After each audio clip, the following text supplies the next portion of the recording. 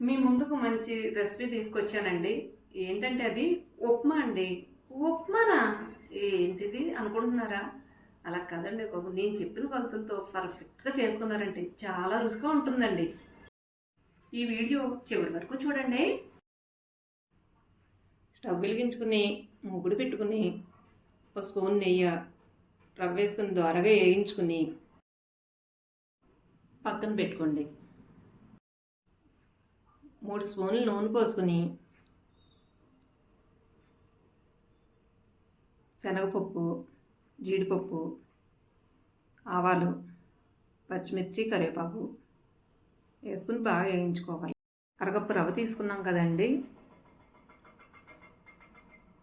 3 కప్పులు నీళ్ళు పోసుకుని 1 కప్పు పాలు పోసుకోండి. దీనివల్ల ఉప్మా టేస్ట్ పెరుగుతుందండోయ్. ఎసరు మరిగిన తర్వాత ఏపుకున్న రవ్వను తీసుకుని ఉండలు లేకుండా కలుపుకుంటూ పోయండి.